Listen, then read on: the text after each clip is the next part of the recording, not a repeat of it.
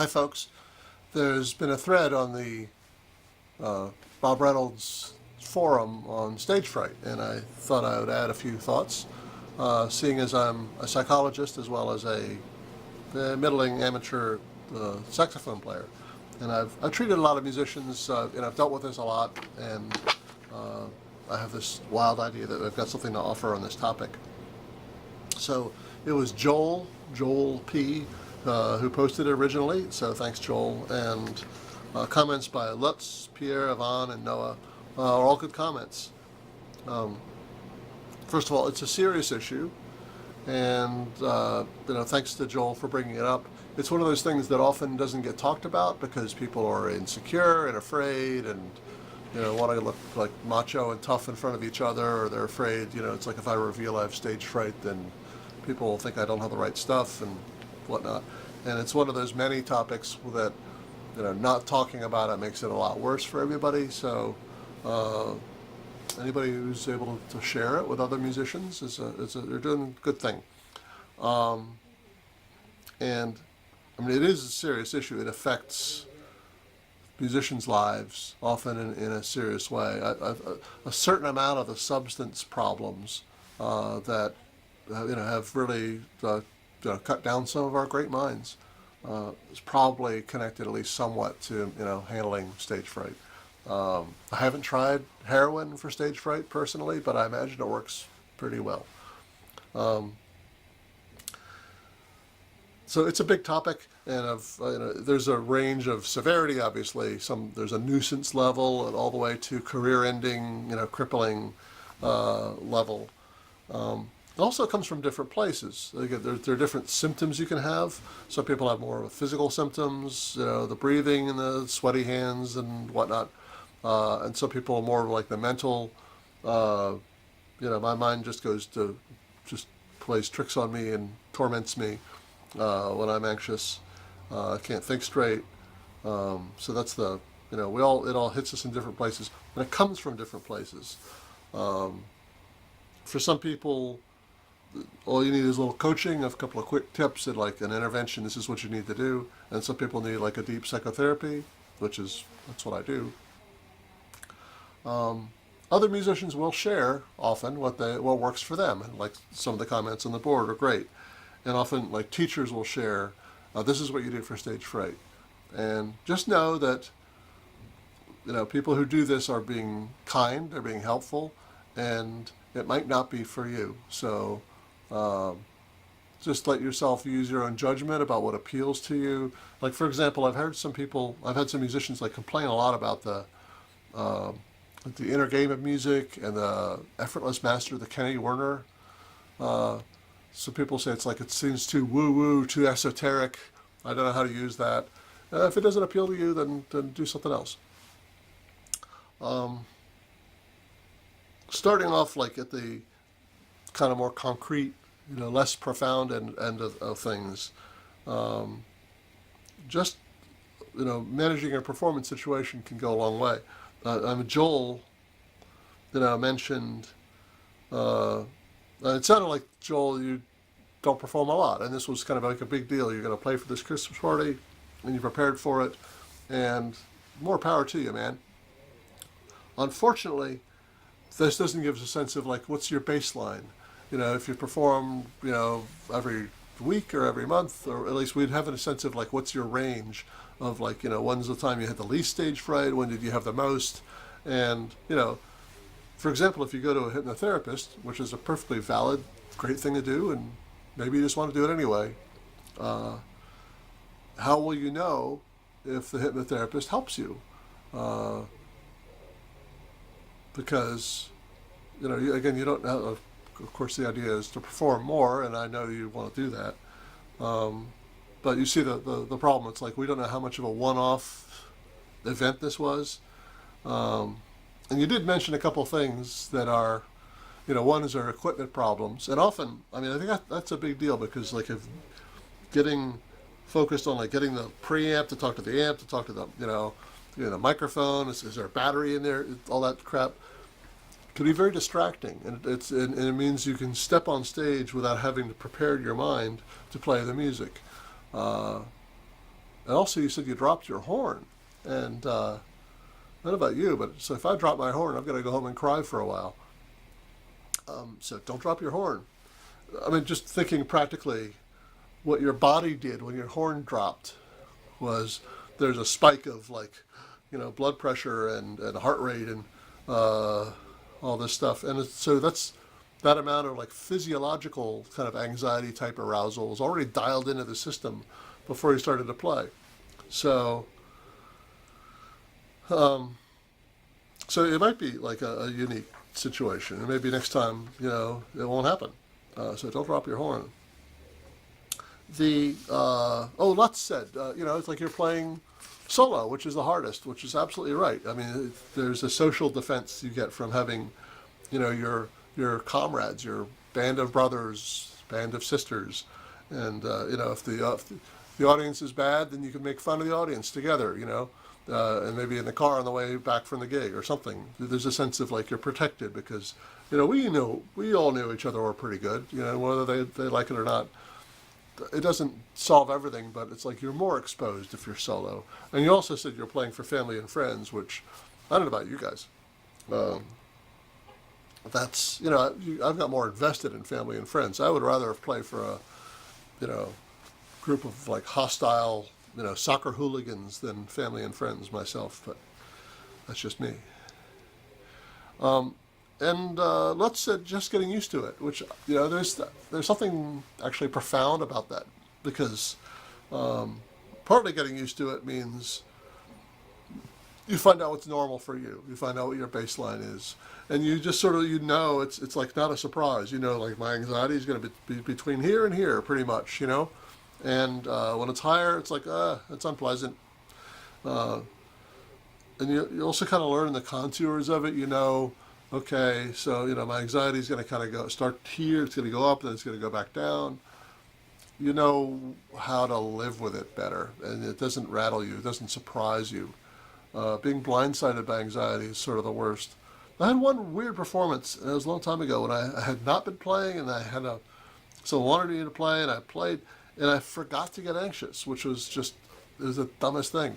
And it's like, and I was like playing, and it just hit me all at once, and it just, I don't know, it was like just one time I forgot to, so I don't forget to get anxious anymore. Um, yeah, so getting used to it involves knowing knowing it's not going to go completely off the rails, or knowing like there's a certain part where it peaks, and of course the next thing that happens after your anxiety peaks, anybody, is it goes back down. Um, all right, so you got to be able to like know yourself and evaluate your own stage fright, to know what place it has in your life. Um, Includes like knowing like how anxious are you overall. If you're overall an anxious person, it's unlikely you're going to be cool as a cucumber when you're up on stage. Um, and like how bad is it? Is it a nuisance? Is it does it interfere with your performance in a way that you can hear but other people can't notice? Or does it interfere with your performance in a way people can say, yeah, you're really anxious up there? Does it make you start to avoid performances, which that's pretty serious for obvious reasons.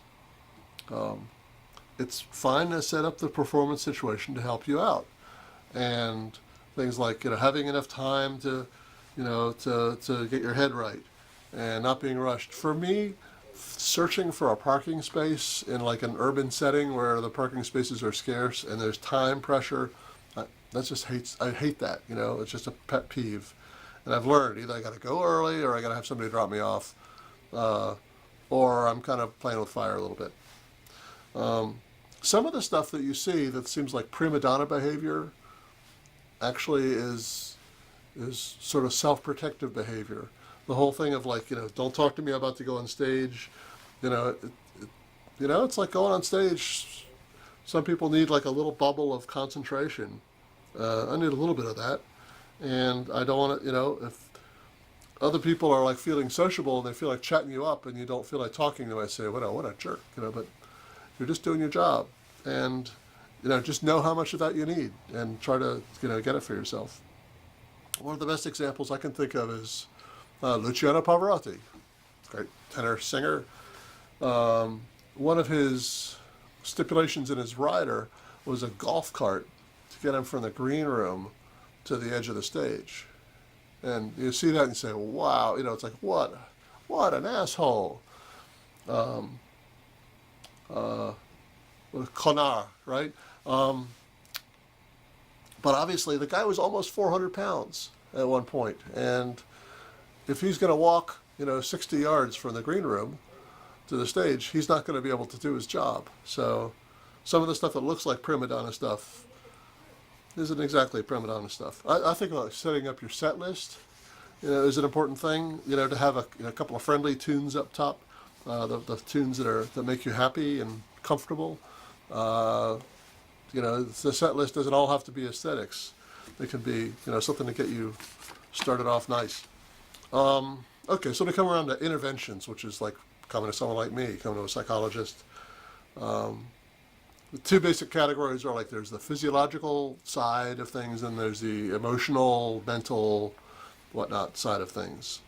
I'm kind of in the whatnot category. And the physiology is like, you learn how to calm yourself down. You learn how to adjust your breathing, and people mentioned Tai Chi.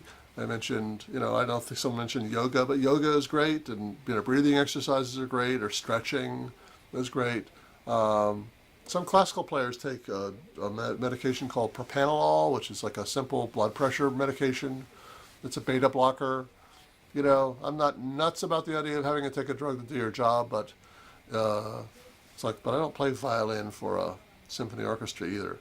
And if you're going to go that route, get it from a doctor. Don't get it from the French horn player. And it's relatively harmless.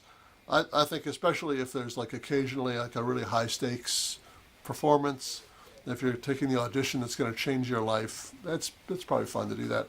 But don't do it for the first time on that audition. You need to get used to what it feels like to have that stuff on board. The emotional side is all the other stuff, right? The perfectionism and the sort of the shame and pride and the wishing to be admired, which, let's face it, there's a little bit of that. If your job involves standing on stage and you're mic'd and there are lights on you, there's part of you that likes the attention. Your secret's out. So that's the sort of psychotherapy end of things, which is all, there's no way to sum it up for everybody. But I think one important question is like, is there a problem in life, like not a problem, but like an existential question in life that you're hoping that playing music is going to solve? The question of like meaning or personal security. Are you loved? Are you a good person? And music can't solve any of those problems. That's that's my sort of insight. People think it's like I'm going to have the big thing. I'm going to get into the National Symphony Orchestra. I'm going to play the Village Vanguard. I'm going to play Carnegie Hall, and then I'm going to be okay forever. And no, you're still going to be the same miserable schmuck, more or less, but you'll have a cool experience, and that's a good thing. There are a lot of good reasons to play Carnegie Hall. There are a lot of good reasons to get an NSO gig. But it's not going to change the person you are. So like that kind of adult perspective is a good thing. The other thing is, as far as like how rattled you get, being up on stage, part of it is just like your genetic inheritance, and just instead of having like shame about having stage fright, just accepting it. It's like it's one of those things. It's like some people are allergic to shrimp, some people are not allergic to shrimp, and if you're allergic to shrimp, that's an annoyance. You got to ask the waiter, what's in the broth, before you order your ramen. We are primates, and among most primates, chimps and gorillas and whatnot, being stared at is an aggressive thing. I think there's something very primal about like if there's a raised platform and you're standing on the platform and there's a crowd looking at you, there's something deep in us like I think maybe your dinner, and that affects some of us more than others. And again, just having like an acceptance of like, yeah, I react to that. Some people don't, I do. Uh, which is also like having reducing your anxiety about the anxiety. So people say, oh, I'm having stage fright. Oh my God, I'm going to screw up. It's going to be horrible. Instead of which is like, okay, the stage fright makes you anxious about about having stage fright, which is just kind of like a um, you can spiral up that way, which is not, instead of saying, I've got, my stage fright is acting up, what a pain in the ass. It's almost like, my hay fever is acting up, what a pain in the ass. And just do what you got to do. So those are my wisdom about that topic. And I went on longer than I expected to, but yeah. In my line of work, we say, we have to stop now.